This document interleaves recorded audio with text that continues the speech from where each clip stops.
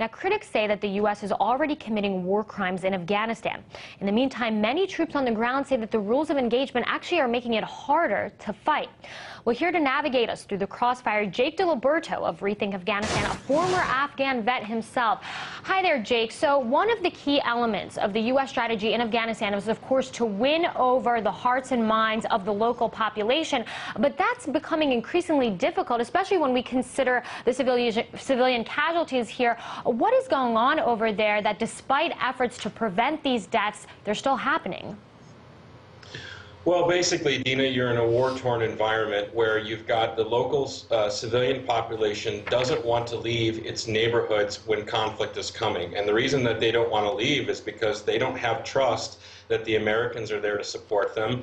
They don't like the Taliban, but they don't like the occupying force equally as much.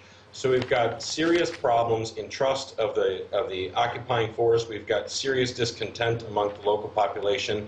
And these 15 civilian casualties that we've seen is a major, major setback. One of the major generals on the ground just released a statement today and said that himself, that this is a major setback. They're trying to re-encourage relationship with the locals, but it's a very difficult task considering that this country has been in war for almost 100 years.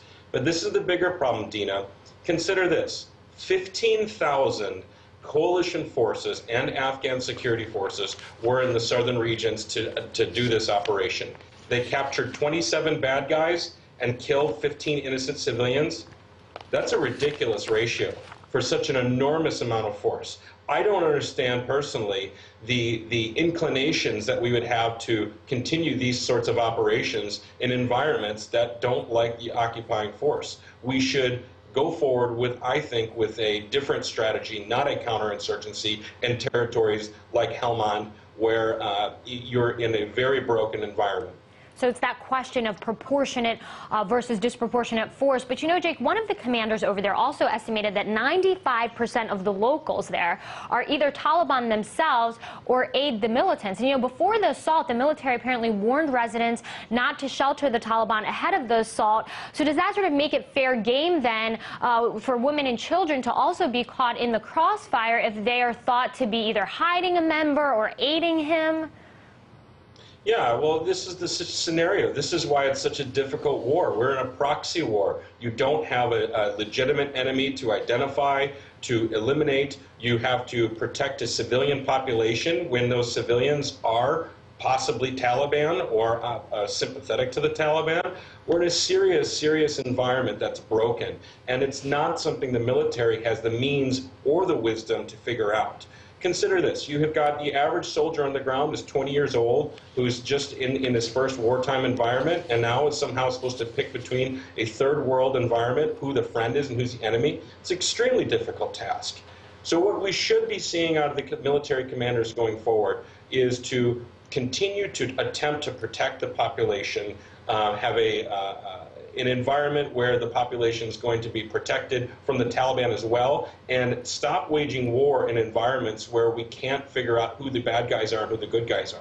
If you try to figure out who the bad guys are in an environment where the Taliban is deeply embedded into the population, you're going to kill innocent civilians. It's a product of war, and it's a terrible, terrible tragedy. Well, speaking of that, and you know, you talked about the ratio you said, which was ridiculous, like you said, but some experts have raised the question of whether or not the United States is actually committing major war crimes over there. Talk about some of the legal issues here. Is the United States still complying to international law given all of this?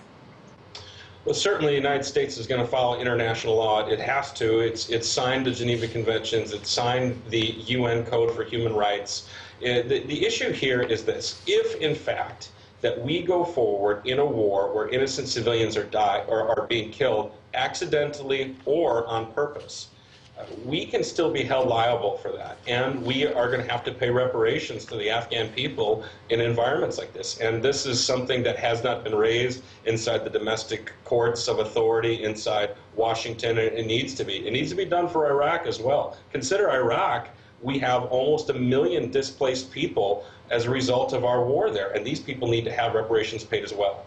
Right, that's a very interesting point. Jake DiLiberto, always nice to hear your thoughts about this.